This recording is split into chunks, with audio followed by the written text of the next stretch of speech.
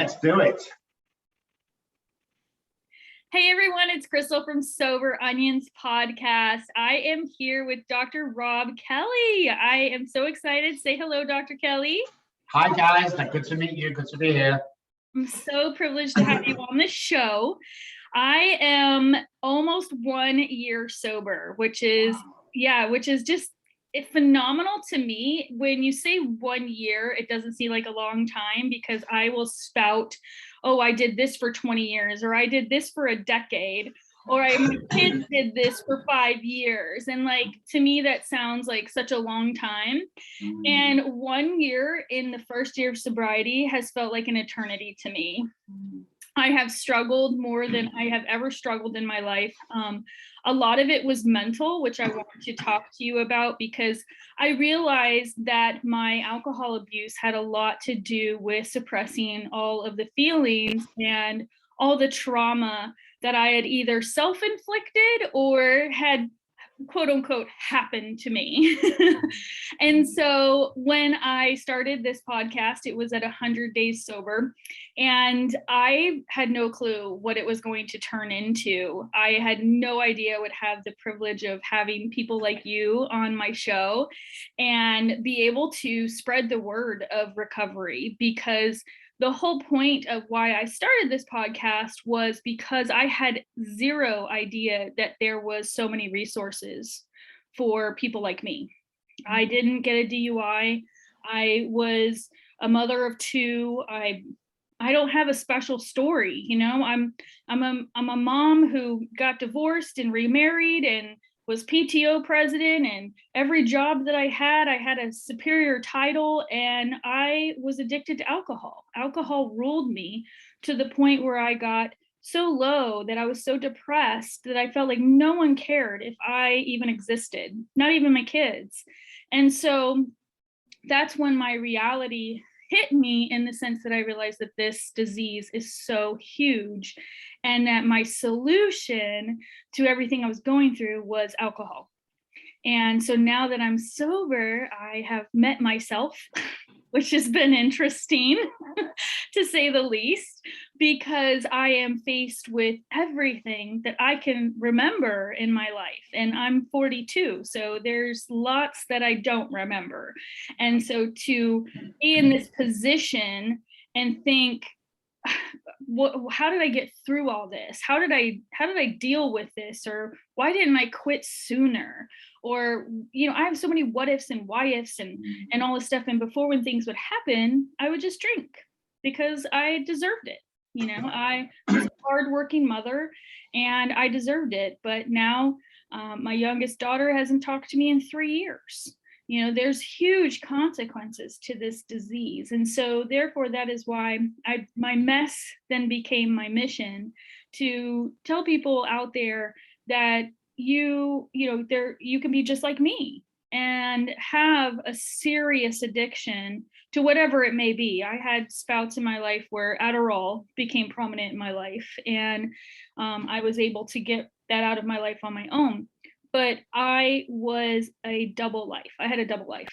I had my life of where everybody thought that I was Crystal, you know, the great. And then I had Crystal who sabotaged, who drunk text, who drunk phone called everyone that she could get her fingers on, and also putting my kids through God knows what. So therefore, that's why I'm here. I'm here to spread that word, and I am here to educate myself. So I'm very excited to have you on, because I know Dr. Robb Kelly. He's got a PhD in psychology.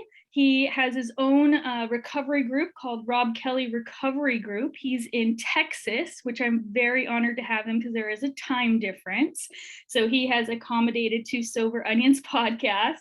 A couple of really amazing things about you that I read and I listened to, because I listened to a couple podcasts that you were on. I listened to the Funky Brain podcast and the Knocking Doors Down podcast. That you are a bass guitar player and I play the guitar. So I thought that was very exciting. So, I mean, I didn't play for Queen or David Bowie or Elton John or anything like you did, but I really wanted to find all about you as soon as I heard about you. And I wanted to see a couple of things, come to fruition for me about your life, of how you came out of such low points in your life to excel all the way to a PhD in philosophy or psychology, excuse me. And so with that, I just want to give you the floor so you can introduce yourself and maybe tell me a little bit about how your story starts. So my name's Dr. Robb Kelly. They call me the addiction doctor. I actually have 2 PhDs, and I've done a PhD in behavioral science and psychology.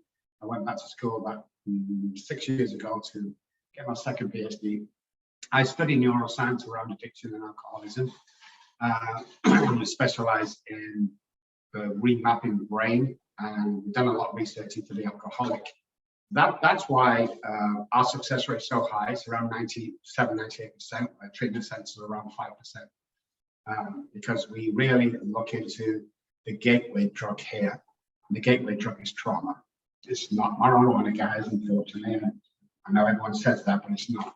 It's alcoholism is a predisposition, and that's what we looked at. It's handed down from generation to generation. We also found out that you can't drink yourself into becoming an alcoholic. You're either born this way or you're not. So there's a big distinction between heavy drinker, someone who abuses alcohol, and the alcoholic. So we delved into that over the last 30-something years and came up with a program that works. We're the only company in the world that offers a money-back guarantee. If you follow our program after you're done and you relapse, we'll refund your money. No problems at all. No one's ever refunded yet, because we're passionate about what we do, and we're telehealth only. There's lots of reasons around that, but we found the key to getting sober and being successful. Because that's the idea. It's nobody getting sober to do the same old job, in the same old one-bedroom apartment or halfway house. No, it's not good. We have amazing brains. The addicted personality is amazing, and the brain is phenomenal. It's different to the average brain. So when we clear the self-sabotaging and clear up the trauma from the past, we find out that we actually can do anything we want to do. Like literally anything we want to do, we can achieve. There's a few rules around that. If you don't like your wife, get a new wife. If you don't like your job, get a new job. Well, it can't be that easy. It really is that easy. It depends what you want for your life. It's all there for the taking. Quantum physics tells us that, which we studied in our program. So yeah, I've done lots of things, worked with 7,000 patients over the last 30 years. We're a concierge team, so we only take on 4 to 6 patients at any one time. I do TV, I do books, I do podcasts, radio shows, just seminars. I just do a bunch of stuff out there just to get the word out there and just be active and helping people. Helping is our only aim. We also make sure that 25% of our work is pro bono. So if you hear this and go, oh, amazing, we have a long way to investigate on our pro bono, which kind of defeats the object. There's no other way to do it. We also give back $125,000, $150,000 back into the addicted community. So if you're a one-parent family who wants to try and get, weekend visits into children, we'll finance that. We'll pay for attorneys, we'll buy you a car, we'll give you a little apartment, whatever we need to do. So yeah, we're kind of all in guys, and at front, I'm quite aggressive when I work with people. People think I'm a badass. People think our groups, amazing. But at the end of the day, my feet are still in the trenches. When I was homelessness, my feet are still there when that one person, after everybody has spat on me, looked down at me, one person after 14 months came to me and said, I'm going to help you. His name was Derek. So my mission for the rest of my life is to be like Derek to as many people as I can. So originally from England, moved over to Texas I came over for 3 weeks only, just to work with a church on their crack cocaine problem. But 15 years later, I'm still here, became an American citizen this time last year. Took it very serious. Yeah, took it very serious. And then moved to San Antonio 2 years ago to be with my wife's family. And yeah, everything's good. We have 5 offices around the world. We have Dallas, we have San Antonio, we have Manchester, England, we have Zurich, and we have Mallorca in Spain. That's fantastic. Well, congratulations on becoming a U.S. citizen. So you said you were in the trenches and you were homeless, and Derek was the one that reached out to you. How did you become homeless, and what's the story with your addiction? What were you addicted to? Well, mine was alcohol purely. I can still take medication today if need be, pain meds, so, you know, work for a back operation or something, which I have done. Purely alcohol, and the hopeless variety people talk about, you know, but it's just alcohol. So yeah, I grew up in a poor family, took my first drink at the age of 9 on stage with a musical family. And then throughout my life, trauma and alcohol plagued me. And about 22, 23, 24, around that time, it actually turned on me, alcoholism, and it started to take things away from me. So I lost 2 little girls, ages 1 and 3. The 1-year-old is now 30 something, and I've never seen her since that day that authorities took them out my hands in my doorstep. And then they took my 3-year-old, which is Charlotte, and only 3 years ago she contacted me on Facebook by Messenger.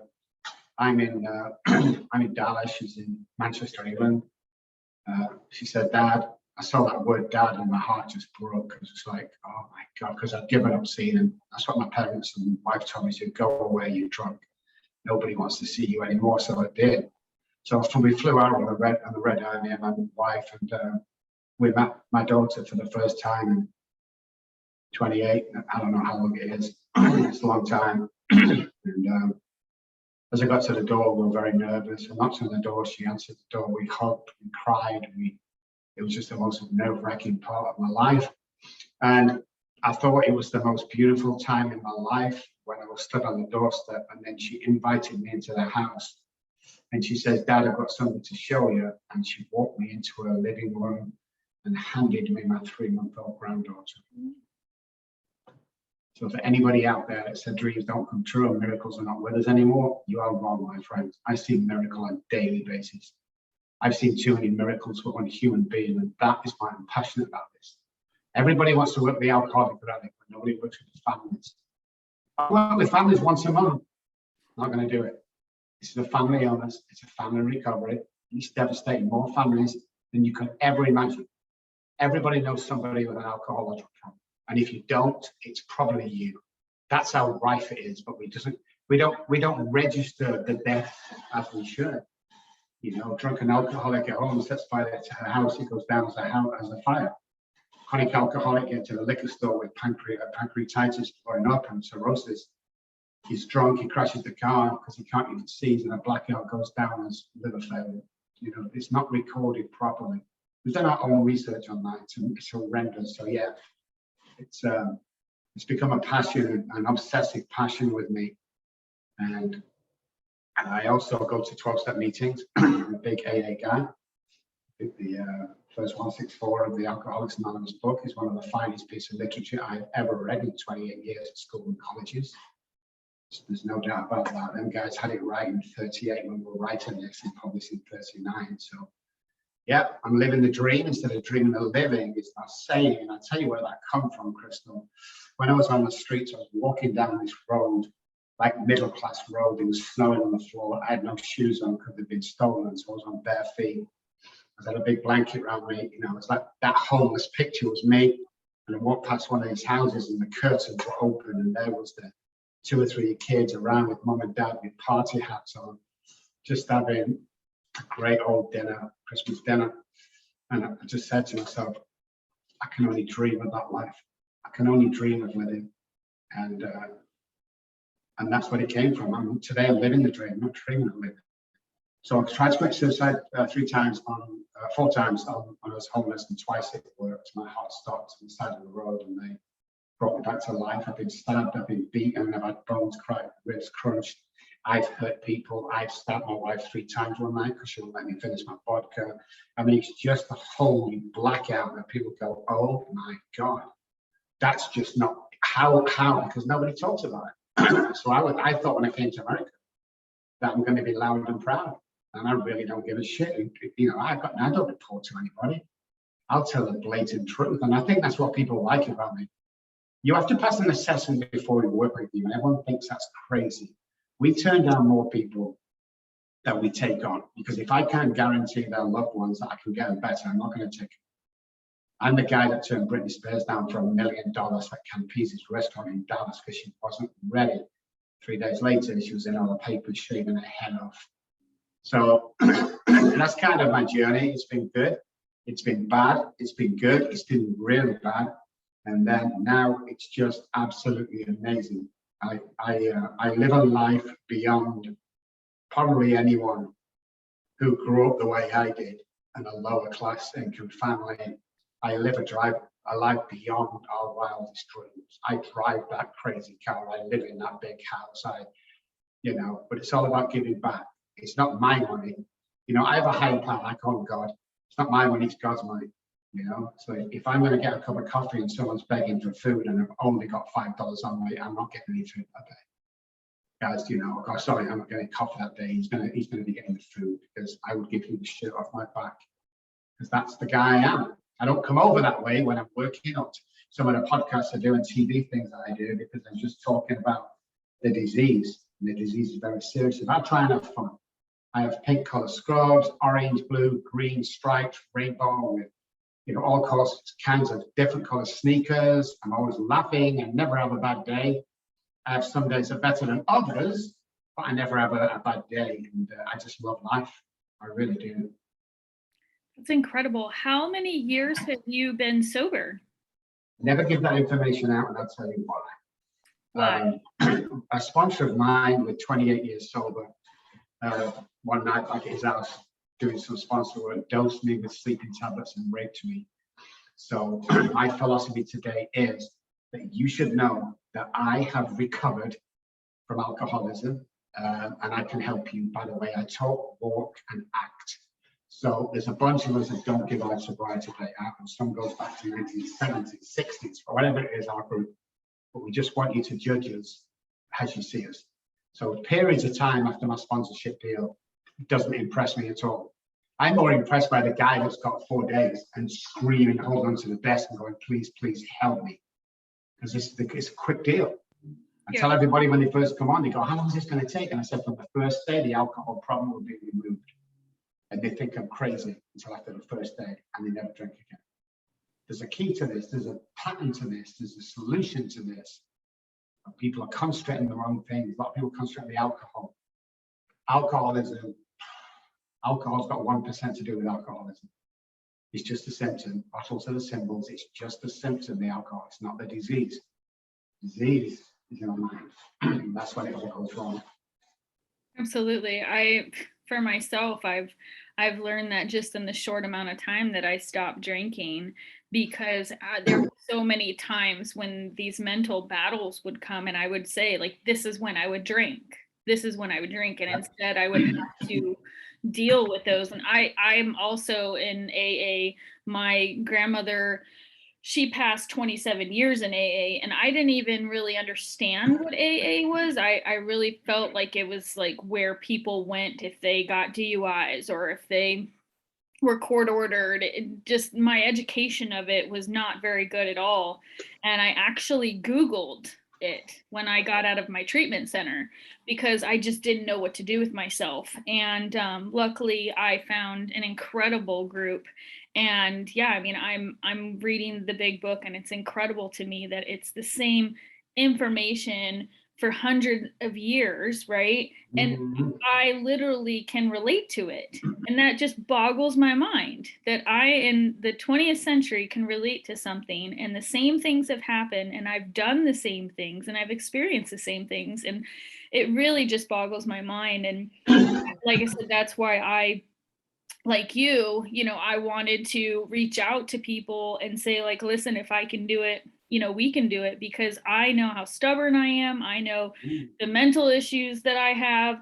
And the reality is, like you said, is it's just a symptom. You know, it's just what my choice, what it was to, what I was using for my mental disability, in my opinion. And I love the story about your daughter. That's gives me so much hope, because when I got sober and went into the treatment center, but neither one of my daughters were talking to me. And now my oldest daughter is talking to me, and I'm so grateful for that. But I go every day missing my youngest daughter, and I do have people that come up to me and say, like, how are you dealing with this? And I just tell them, like, it's God, you know, because I can't deal with it. If I start thinking about it, I'm over. But I do believe, like you, that my higher power is God, and that, you know, he saved me from myself. Yeah, and if we do that, if we do the right thing, she's going to come back. I mean, it's, well, I didn't add the creme on the creme on the last bit with Charlie. Is she wanted to go back to school? I think it's 4 years. Must be 4 years ago, not 3. She wanted to go back to school. Went over there, so we paid for her to go back to school and become a NeuroLinguistic Program, a proper school, not just 2-hour counselling course. And as of 11 months tomorrow, she will have been with us almost 11 months as our lead counsellor in my Manchester office. So we get to work together. You know, when there's an alcoholic and a child trying to reunite, that's when me and Charlie go on and say, look, here's us, this is what we did, which is absolutely phenomenal. I'm so proud of her. The youngest daughter will come round and talks at the moment. You know, that she's been inquiring, but it did a lot of damage, Crystal. Did a lot of damage, and all that had to be repaired. But you have to look at the neuroscience, and you have to have the compulsion taken away before we even start on the journey, because this is all about change. This is all about behavior, and it's all about trauma. Every alcoholic has trauma, and if they say they don't, I open the door and ask them to leave because they're lying. Every one of us has trauma. We hear different things than normal people because it's a predisposition. So, for instance, me and my brother were stood on the kitchen table, and Mum walks in. We're not supposed to be on the kitchen table. And she says to both of us, will you get down off that table, you stupid idiot? Get down. My brother jumps up laughing, and I freeze. Because what I heard, get down off that table, you stupid idiot. And that's the cross-wired neural pathways of self-sabotage that are linked with alcoholism. We've also got the hypothalamus that's telling me to drink after I cross the line from heavy drinking to alcoholically. It tells us to drink. It tells normal people to eat food and drink water. Then you have the basal ganglia, which is all self-sabotage. To get that sober, try for a bit, get the kids back, wife back, start the job, bam, bam, bam, boom, we start being relapsed. And we start all over again. It's just a cycle and a cycle and a cycle. That needs to be broken. So you can go to 90 meetings in 90 days. It's not even an AA thing, but meetings will never keep us sober. That's what I found out. I feel that it's not the means we take, it's the steps we take. So the steps are a great mentoring tool for me, but it's definitely neuroscience. Once you understand that, and we can remap the brain, neuroplasticity is something I specialize in, we can create a new life for people. Because if you just come to me for stopping drinking, you're not my patient. I don't need to talk to you, go to AA, do whatever you're going to do.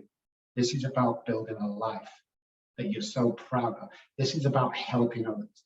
I bless somebody every time I leave the house. With me, it's monetary because I have a lot of money. I'm blessed to have it. So we give away, like I said, 125,000 this year, something like that. I bless somebody monetary or complimentary people every day when I go out. And the reason to doing that is part of my program. When I compliment somebody or say thank you, dopamine is released into my brain. I feel good, they feel good. And if you don't think that happens, guys, when you're out and about somewhere, whenever you listen to this, and you walk into a store or something, you see someone with nice sneakers on, or top or trousers, whatever, just say to them something like, hey man, nice sneakers. And they go, oh, thank you, and walk on. Watch them walk away from you. They'll glance at them sneakers 3 or 4 times in a matter of 10 seconds because you've just made their day. And this is what the world needs more of. You know, people always want to drag me down. All the haters that I've got, it's crazy, you know. Listen, you don't have to be haters. Come on, come over, I'll show you how to do it. In fact, I'll make you better than me. Everybody should be living my life. You know, but at what price I had to pay, I don't want you to pay that price. I don't want you to do the losses, the debts, you know. My mom died still thinking I was drinking. My ex-wife will never forgive me for what I did. And this is just what we have to live with. Like you said before, if I do my own work, that's all I can do. You know, keep to myself, do my work, make my amends, because the amends is for me, not for the other person. Some people are going, well, I think I owe more than that. I don't give a shit what you think. That's my amends, and I'm out of there. Bye, cross it off the list, get on with life. You know, a lot of people are held down and put the brakes on your imagination all the time. So if you're sat at home, guys, and you think, like me, and I'm sure Crystal at one time, that you're never going to amount to anything, you're never any good, you can never achieve anything, I want to apologize to you guys, because somebody's fucking put that there. We're not born this way. We're born with $1 million minds. What do? We hang around 10 cent minds all the time. When you was a kid and you used to play with the other kids, football or whatever it meant, what do you want to be, Johnny? I want to be a football player. What about you, Rob? I want to be an astronaut. What happened to them dreams? I'll tell you, they got kicked out of us by family and friends as we grow. Oh, don't be so stupid. You can't do that. It's wrong. It's a lie. It's an absolute lie. There's no difference between you sat at home now with alcoholism thinking, what next? Because the wife walked out, the kids have gone, you've lost your job and the rent. There's no difference from you to the CEO on $1 million a year. Well, there is a slight difference. He believes he can do it. You don't right now. And this is what we tell people. Quantum physics tells us, let's say a basketball court, for instance. We can be 25 places at the same time on that court. Look up some quantum physics, get educated with this. It's beautiful, guys. Listen out there. So 25 places, let me think, on that basketball court. Where would I want to be? So there's 25 of me because nothing's really solid. I want to be over near the goal and the net. So I'm going to get the ball and slam it in the net and be the hero of the game. Awesome, my mentor said to me. How are you going to get there? I have no idea. And this is what he told me. You walk over and you take that position. You don't beg for it. You don't crawl for it. You can visualize it. You can hold it in your hand. And you have to realize how empowered we really are. The book says we are empowered, therefore recovered alcoholics. The book says that his attention should be drawn to you, someone who's recovered. If you're still recovering with this bullshit, sorry guys, to go back. If you don't want to say recover because you jinx it, sorry guys, you're not the real alcoholic. You know, get yourself a God, get yourself a big book, go to see somebody like me or in neurosciences, get them pathways changed. Start living life, for God's sake. Stop being selfish. You just sat at home going, There's people dying around us on a daily basis while you're making your mind up to do this or not. It's like, if you're an alcoholic and you're suffering, you've been chosen. You've been chosen to get your shit together with all the, I thought the worst thing for me was losing my kids on the streets. I mean, who wants to live on the street, under gutters, eating garbage bins, sleeping on night benches in the middle of town? Who wants to do that? But I'll tell you something, when I look back now, that was like a semester at Harvard for me, then 14 months, because I learned so much from them days. And I became so educated about alcoholism, the depths that people will go to, you know, and how it affects us and how nobody knew what was going on. The doctors and the medical fraternity are still baffled with alcoholism. Oh, you know, just do this or just don't drink. When you're in a position where you want to drink, someone's going to stop you and you will literally grab a knife and stab them in the face to get the alcohol. If you don't understand that scenario, you're not one of us. You will not understand. So an alcoholic going to an alcoholic, not a therapist, will never work. We're a different breed, but we have genius minds. The guys that have the addictive mind but don't drink or they don't take drugs, they're the guys running Google and Apple and Tesla, all them guys. We have $1 million minds and we forget about it because we don't see ourselves as other people see them. And I say to my patients on day one, if we could swap places for like 3 minutes, you here and me there, all your problems will be over because you don't see what I see. Because we don't. And nobody tells anybody anymore. That Dr. Kelly's amazing. That Crystal's amazing. Have you told her? Oh, no. I mean, she already knows. Nobody knows.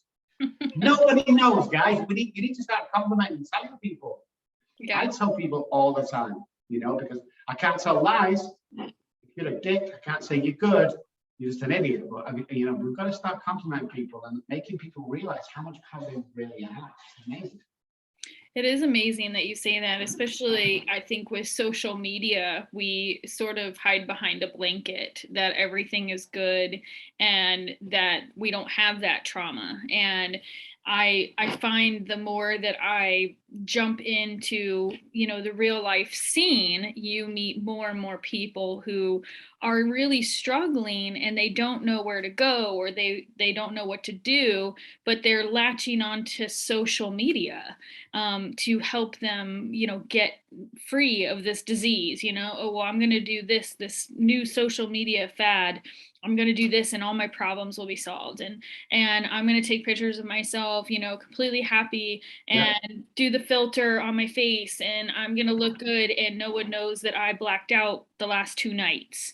It's devastating. It's devastating because I was one of those people. I didn't have social media.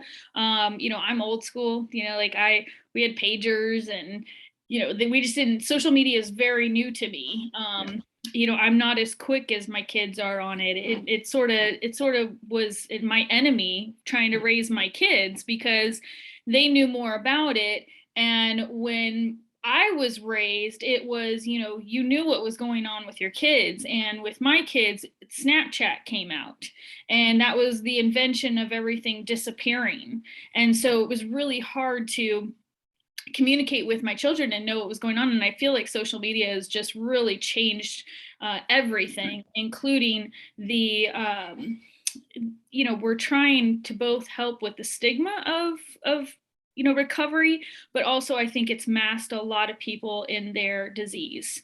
And unfortunately, I feel that way. What do you do when your patients, or I'm assuming you call them patients, when they come to you to get into your treatment center? What are the first 5 things that you tell them to change? Well, we don't have treatment centers anymore. We have telehealth. We're 100% telehealth now. So you work from your own home in your own environment, and we see you every single day. So. Well, the first idea is you have to change everything. Of course, we both know that. But the first thing is let's complete 5 things tomorrow, and every single day from now on. That'll set you for a good day. And I mean, first thing we do is we get up and make the bed. So that's one thing we tell them. So the other 4 we get them might be lunch, dinner, and supper, and a run or a gym. As long as we check all 5 off every day, easy to start with, then we're going forward. The second things we do is we look at a scale of 1 to 10 every day, 1 being miserable, 10 being amazing. We track that from the tomorrow, we'll say from tomorrow. And then we make them do a list of resentments that they've got, and then a list of gratitudes that they've got, and you write them down every single day, and then they text us with that. The other thing we do as well is we look for headaches, because while we're doing the neural pathway changes, sometimes there's headaches, so we have to be real careful. And the other one, we tell them categorically that this is going to be okay. We have so much experience. I need to stop worrying. Yeah, but Dr. Robb, I'm not going to stop worrying. You do this stuff properly, I guarantee you'll be okay. So there is a series of things that we get them to do. And they also have to text in as well 4 times a day. And the philosophy behind that, or the psychology behind that, is, let's say the 10, 2, 4, and 6 that they have to text into a number, thumbs up or hi or check in, whatever they want to put. Psychology is if they try and do that 5 minutes before the hour, then they're trying to get rid of us and they're up to something, they're up to no good. If the 2 or 3, 4, 5 minutes after the hour, when they text in, then we're a second thought and you need to go.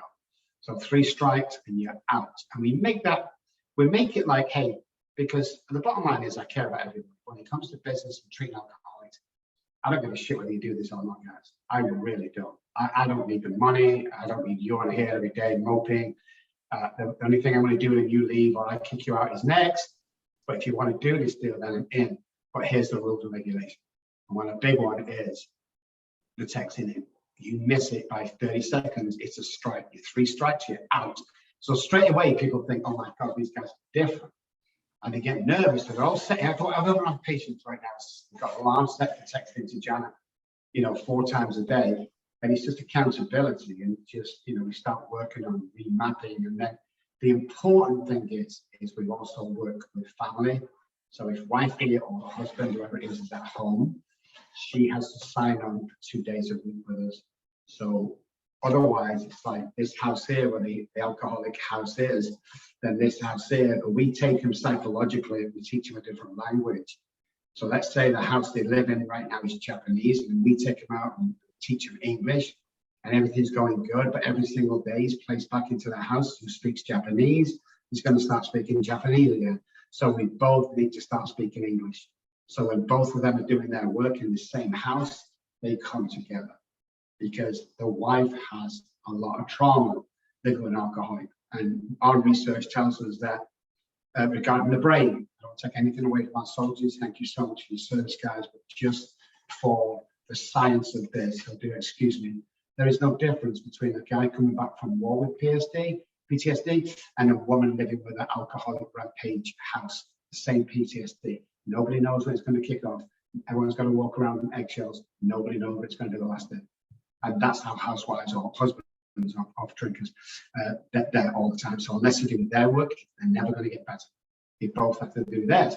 And we always get the wife on the first time. Okay, let me tell you about Steve. You got my counselors go, whoa, this is not about Steve. This is about you. Well, I've got no trauma, really.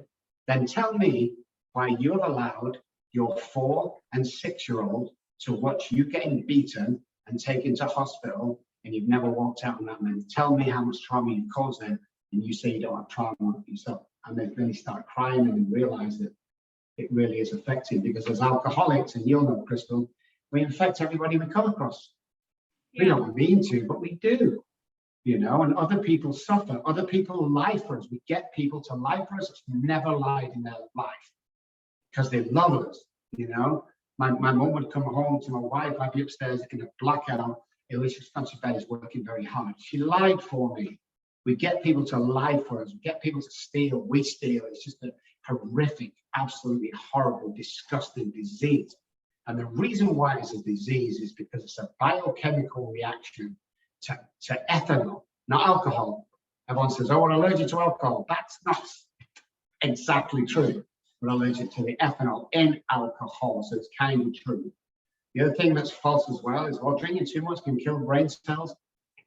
It's a biochemically impossible to do that. You can't do that. What happens is they start into a gray area, the neurons start firing, and part of the brain becomes dysfunctional and stops to work. But it can be reunited again. Once we change our pathways, reunite neurons getting fired again like it was. The biggest compliment we get in this company is, and I keep saying the wife, obviously it could be any, but when the wife calls us up or the kids call us up, go, oh my God, we just seen the man, or the woman will say, I just got a glimpse of the man that I first fell in love with 30 years ago. Because that's what it's about. It's about going back and living life.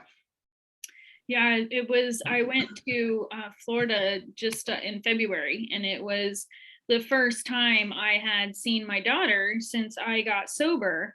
And, you know, I have been sober before. My kids have seen me not drink for, you know, a cruise or to lose weight, or maybe I was being very like all of a sudden I started having, you know, a personal battle of maybe I'm drinking too much. You know, like I would go through these games in my mind that maybe if I stopped drinking for a certain amount of time that I was not an alcoholic. Of course. And so when I went back to Florida, my sister had said, you know, this is the first time my daughter has seen you. And I immediately said, my daughter's seen me sober. You know, I got very defensive. She's seen me sober. And she said, no, not sober, in recovery. It's a totally different thing. And I didn't really think what she said really was, you know, profound until I got to Florida. And when I had been with my daughter for a couple of days, and I had her drop me off to an AA meeting, which to me was humiliating, but it needed to be done because she needed to see where my life was. And I was taking my recovery serious, that even though I wasn't in California, I was in Florida and I found a meeting, and that I was accountable to a sponsor. So she needed to see that. And when I left her, she said to me, Mom, you really have changed. Like you are still mom, but you've changed. And it's not even been a year. being in recovery and, like you said, changing the patterns that you do, changing everything in my life, getting rid of, I don't work in the industry that I used to work in. That was a huge change. I had to accept the fact that I couldn't work in the industry that I was in because I was where I was drinking. I was drinking all the time because it was free and available. And so I had to accept that I could not handle that and go into a different industry and a career, totally different career. And, so much acceptance has happened within the last 11 months, but like you said, you do change. You really do, because in those what did you call them? What connect? Neural pathways, yeah. Neural pathways connect because people around me are saying that's the crystal that we remember, And to me, as the person with the disease, it boggles me, because to me, I'm the same. I don't remember half the stuff that I did. And so it's humiliating. You're like, what do you mean? That's the crystal that you remember, and that was hard for me to swallow for a long time, until I could accept the fact that I liked that response. That meant the work that I was doing was actually working, and people were noticing that I was taking my recovery serious, and that I have committed not to drink anymore. And I still feel like people, are waiting for the shoe to drop. Like I do feel that sometimes, because it hasn't been very long. How do you, when your patients, like, let's say if I was your patient and I was coming to you saying, hey, like, I'm almost a year in recovery, for the next year, what should my goals be? Because I feel like the first year, all I'm doing is focusing on being sober. That's it. Just don't drink no matter what. Don't drink no matter what. And going forward, what is your recommendation for, like, someone like myself? Well, if you're not having fun in recovery after the first 2 or 3 weeks, then you're doing it wrong. This is about living life. I used to say to most of my patients that I do now, when they go, well, I'm almost 6 months, or I'm almost 3 months, listen, you don't get a medal. You're supposed to be sober. You're a mom, you're a father, you're a husband. Don't stop counting the days, make the days count. Because people always got this, well, I'm nearly a year, I'm nearly 6 months. And they'll put their hand up in it. Well, I'll be 6 months tomorrow. We'll come back tomorrow then and tell us. But you wait telling for me now. What's time got to do with it? What's got to do with it is the quality of life. So we don't wait for milestones like, well, and when you're 6 months sober, you do it in AA all the time. You can't chair to you 12 months, you can't sponsor to you 6, God will tell me when I'm ready, not you. No human power can relieve my alcoholism. So let's get that off the table straight away. Once you start changing on the second and third day, everything around you changes real quick, because you start to see opportunity where you've never seen before. It's a bit like coming to me like this, and then you do this, and you go, oh my God, this is unbelievable. And they go, yeah, this is what you've been missing, And that's when people see a difference, is we're not trying. We've got nothing to prove to anybody today, because I was always trying to prove, look at me, daughter, sober, look at me, mama. Nobody gives a shit. I'm supposed to be sober, It's like there's no medals for this stuff. But if you stick on the path, I get people, I've got them here, I get people to send me or write a check to themselves. You go, how much do you want to win next year, Johnny? Well, if I could just earn 100 grand. Okay, get your checkbook out, let's write a check for 100 grand this time next year to yourself. We have never not cashed a check, Crystal, with all the people I've worked with. Wow. Because it's, show me your friends, I'll show you your future. If you hang around 9 depressed people, you become the 10. If you hang around 9 successful people, you'll become the 10. This is all about the people and the energy we feed on. I will not have negative people in my life. I am blatant. I will drop you on Facebook if you say anything. I don't want to hear it. It's just like, why are you not 100% like me? And of course, I get a bit pissed in AA. Oh, Johnny's had a drink, Rob. Can you get him a coffee? No, I can't get him a coffee. Why isn't he on the same program? I got me to a different place. He didn't get him a coffee. He's going to freaking die. This is his 4th relapse in 4 days. He's going to die. Stop telling people it's going to be okay. It's not going to be okay. You need to get your shit together. You need to get yourself a routine. And when you start accomplishing from day one, because alcohol is not your problem. So there was a 17-year-old girl, just come out of school girl, that was snatched off the street in Manchester, England, many years ago, when I was over there. Blonde-haired, blue-eyed, 17-year-old, slim girl. It was in all the papers. It caught everyone's eye. you know, and they couldn't find him. So they scaled back this search for him. And about 9 months later, a police car was driving down a country road. He's behind another car. He has a broken indicator light, turn signal. So he pulls him over. While he's there, they search the vehicle because that's allowed to do that in the UK back then. They find a stolen screwdriver, which he can't produce a receipt for. So then they go back to the house and they search his house for other stolen goods. And sure enough, they found the lawnmowers, they found the generators, all the stuff he'd stolen. They came across this box in a room. It was 4 foot high by 12 foot long. And they said to him, you've got more stolen stuff in there that's more valuable than we found. The guy went quiet and wouldn't speak. When they smashed the lock off and opened the box, there was the 17-year-old girl that was snatched off the streets 9 months ago. She was bruised, she was battered, she was taken out and abused every single day, but she was still alive. As they opened the box, she looked up to the police officers. The lady police officer, the woman police officer, went over and she grabbed her arm and she helped her out of the box. She took her jacket off and she put it round this very, you know, girl with no other many clothes. What's the first thing she did, Crystal? I don't know. Got back in the box. Why? Because that's all she knew, or? That alcoholic mind, that's our place of comfort all the time. Stockholm Syndrome. Yes. Same thing. You know, it goes back to our comfort zone. Me and your comfort zone is out and isolation. You know, we have to smash that box. We have to burn it. We have to throw it away. Get rid of it. We're not going back there. There's no plan B. People always say, well, I've got a plan B if it doesn't. No. You're giving your mind, the alcoholic mind, that will pinpoint anything to relapse. Oh, my uncle's auntie's dog died. Bullshit. You know, throw the plan B out and concentrate on the plan A. What do you want to do with your life? Because everything you've been through right now is like a gift for you. You've been through training. You was picked to be an alcoholic, and you are picked to go out there and be unselfish and work with other people, and money will come in, and girls and guys and kids and how that will all come. All come.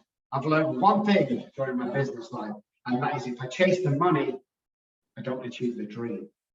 And I'm going to repeat that again. When I chase the money, I don't achieve my dream. My dream is to help everybody I can, every single body I can, in the shortest period of time. I'm 60 years old. I have 15 summertimes left. If we look at the Bible, 15 summertimes left. Put it into perspective. I went to bed last night. I was 17 and woke up this morning. I was 60. That's how quick life goes. And the sooner you realize it, and the sooner you realize when you step out of your house in the morning, that if you really concentrate, you can hear the birds sing, and you can see the car you're getting into, or you can see the bus pass you've got for the bus, or you can just look around and realize one day at a time does not mean I'm not drinking today. It's got nothing to do with that. One day at a time means right now at 8:50 p.m. I'm enjoying my conversation on this show, and life is good. And when we narrow it right down and slow everything right down, we start to reap the benefits of that text from a daughter, of that, you know, Facebook post of a daughter. Daughters never stop loving their mums and dads.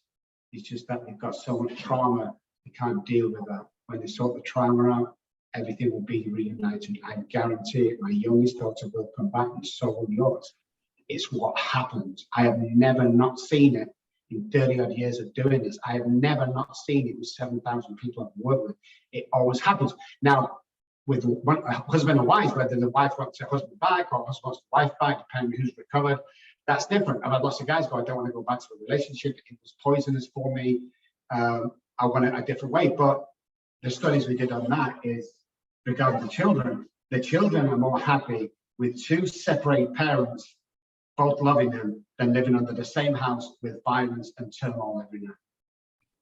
So, you know, if we have to split, that's fine, but the kids come first. And any woman that puts their kids before a man is no good in my book. You know, God will repay you tenfold. And again, we're very lucky. You see, me and you could work with alcohol and get them well. Can our doctor? No. What about the scientist? No. What about the brain surgeon? No. Give it to us. Give it to the guys on the street. You give it to the guys that sold his kids out for alcohol. Give it to the guy that stabbed his wife one night. You know, me. You know, you. Give it to us.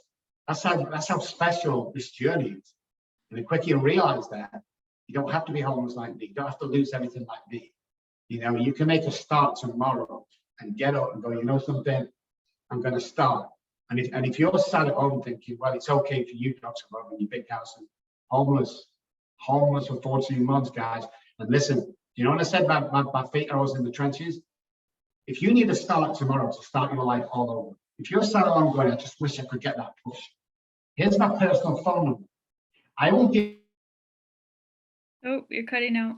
you a 10-minute pep talk that will change your life. And if it doesn't, I'll send you $100. So I'll say that again. I'm going to give you my personal cell phone number. I will give you a 10-minute pep talk that will change your life. And if I don't, I'll send you $100. 214-600-0210. Text me first. I'll hit you up back and I'll get you started. That's incredible. I love what you're doing. I enjoyed this so much. I feel like the podcast recording was for me, not for everybody else. So I really, really thank you for that. Was there anything else you wanted to touch on or any questions for me? I'd like to touch on my book. So when the authorities took my little babies off me, ages 1 and 3, I'd kept him a few days and was drunk. I didn't get fed up. You know, police burst down and nearly killed him. But when they took my eldest daughter, she was holding mommy's hands and she said 3 things. She said, Daddy, Daddy, please don't go.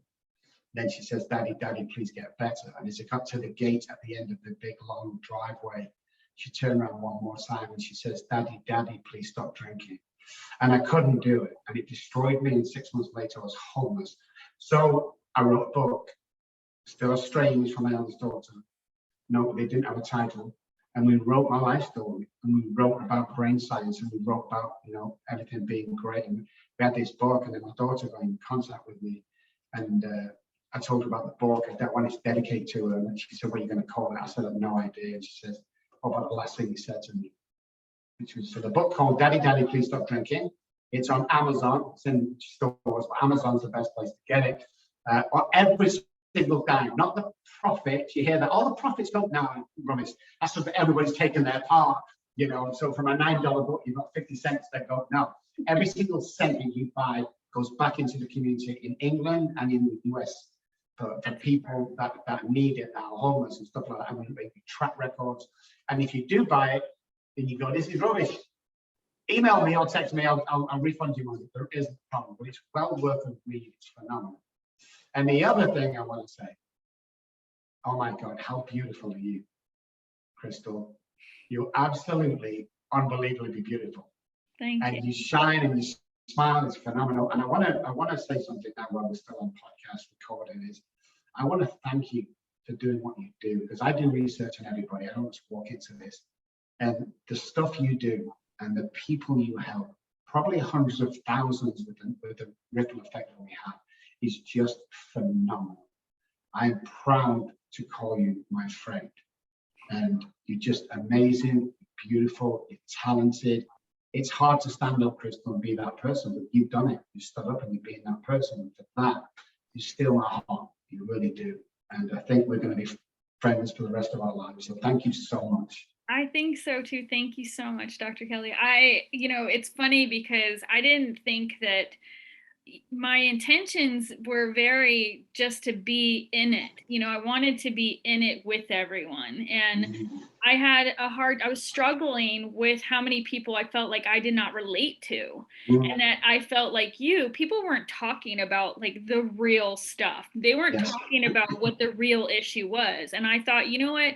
I'm just going to start talking about it. I'm going to start sharing that. I'm going to start showing people that there's a way to do this and it is possible. And I don't know if you know, but I just published a sobriety journal. Yes, I know. Yeah. So, but the idea of that was same thing. I was in rehab and they take away all your phones, they take away everything, which I was totally shocked because I thought, I was going to rehab and I was going to be like, sitting on a beach with my phone. And no, that was not the case. And so I ordered something online just thinking like I needed something. And when I started using it, I thought, man, it would be so much better if if it just guided me a little bit more. And so like your book, which I can't wait to read, publishing is no joke. Like I thought it would be easy. No, like editing, all that stuff. And this is the first edition, but the idea is to give them away. That is the whole idea. The idea is to be able to hand them to people that are in sober living or treatment centers, or, just those first like 100 days are so not traumatic, but they're just change. And that's why I called it Making the Change, because that's what it is. It's change. Yes. And so, so the next one's going to be a little more generic. This one's more women's, but yeah, it like you said, it's really just giving back. And I feel like I get it tenfold like this. Like, I worked a long day, and, I came home and like, this was for me, this was for me. And so it gives back tenfold. So I just thank you so much for that compliment, and you lifted my spirits. And I love what you said about, our minds and how we really have brilliant minds. And we do get to that point, I think, in our disease, at least I did, where I was telling myself, that I wasn't good enough. Or maybe, like you said, maybe an ex told me that, maybe, someone in my past at some point told me that I was no good at something. And something that my sponsor had me do was, and I'll close with this because it might be something that other people can do, was she made me find a picture of me as a kid, and keep that close to me so that I could see myself. So the person that I'm, am I mad at that 8-year-old kid? No, I'm not mad at that kid. I was innocent at 8 years old. I had no idea what my life was going to become. And so it's just such a great reminder, like you said, we are born with brilliant minds. We are born with positivity. It comes natural if we let it. I have people all the time that they're like, you're the most positive person, or someone will say, oh, I didn't realize you were so newly sober. Nobody's happy, everyone. And I'm like, I'm very happy. I don't feel like crap. I have my other ailments, but sobriety does change you, and it's for the better, and it's for the better for your families. And I just want everyone to know out there that if you're either struggling or you're not sure you want to get sober, like you said, now's the time. Let's do it. You're not alone. And if you are somebody who is in recovery, keep doing what you're doing, listening to podcasts, finding out, reaching out, and helping other people, because like you said, we were selected. And I love that analogy, because I never thought of myself like that, that I was selected to be an alcoholic so that I can help other people. And I do have so much purpose because of it.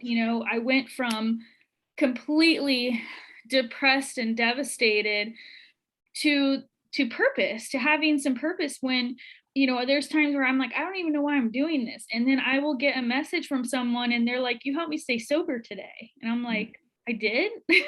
Really? And so, it's just empowering that we can come together and collaborate and really just spread the word. So I appreciate you, and I look forward to many more events or whatever we do. Excellent. Thank you so much indeed, Crystal. No, thank you so much. So with that, guys, I'm going to go ahead and close out. Again, thank you so much, Dr. Robb Kelly. You guys can find him at Robb Kelly Recovery Group. Do you want to say your website or your... Yes. Okay. Of course, yeah. If you want to search it, guys, I spell my name with 2 B's in case you're listening or watching. ROBBKELLY.com is the website. Just put Dr. Robb in any search engine, Dr. Robb Kelly. And come and find us, text us, like us, do whatever you want to do. Let's stay in touch. And remember, whatever you do, remember that life is to live in, and empowered people empower people. I love it. Thank you so much, everyone. Thank you for listening. Again, this is Crystal with Sober Onions. Remember, if I can do it, we can do it.